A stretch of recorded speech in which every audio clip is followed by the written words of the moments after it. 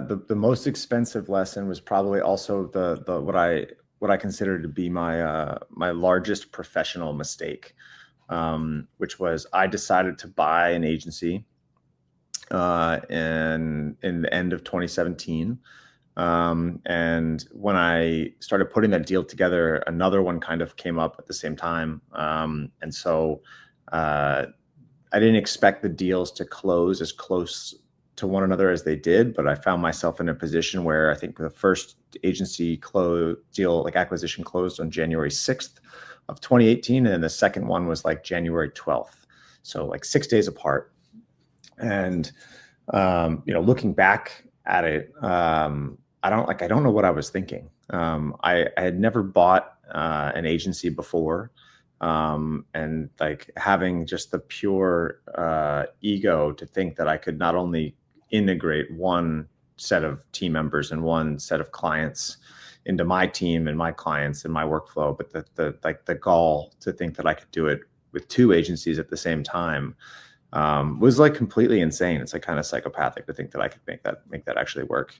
It didn't work. It went horribly wrong. So in the first probably 6 months, we churned probably 30% of the client revenue that we acquired. So like millions of dollars, and lost a bunch of incredible team members, just because, the organizational planning that me and my partners had laid out that we thought would work didn't work, just because of a sheer lack of experience. I think the biggest lesson, the more expensive lesson, right, if we just look at the client revenue side of things, was thinking that we could buy clients that were used to being delivered the same services, but being delivered those services in a different way, and just being like, well, we don't do it that way, and so we're just going to deliver these people that are paying for these services. We're just going to deliver these services the way that we deliver them for everybody else, and thinking that like clients would just be okay with that. And they would just, be so thrilled to be working with us. They weren't, and so it was like just just bled hundreds of thousands of dollars a month for a while. Pretty much through all of 2018, actually. It was a rough year, but a very expensive lesson. Awesome. Yeah, that sounds like a very expensive lesson. And so you obviously coach quite a lot of agency owners, and you do the masterminds and the events. What's one thing across the board, Nick, that you see within these agency owners that they're kind of doing wrong, that not necessarily is an easy fix, but something that you can just see across the board? Probably the most common thing that I see, and it's not wrong. I think it's different. I think there are some misconceptions, and those misconceptions drive like a weakness in this area. And so I'd say the most common thing when I come in to look at any small agency, right? So any agency under 5 million in revenue, up to, we'll call it 40 people or so, is they're not running their operations the right way. And I feel like a little bit of a broken record. I feel like I talk about it all the time, but what I used to think resource management was, and resource utilization, how resource utilization was supposed to be managed, was just wrong. It wasn't something I figured out. It was finally when I built a board in 2018, I made these purchases, and the bottom started to sort of fall out after these acquisitions, and I went sort of looking for help in any direction possible, and I came across somebody who had sold 3 agencies. His last sale was a huge exit to a $100 million agency.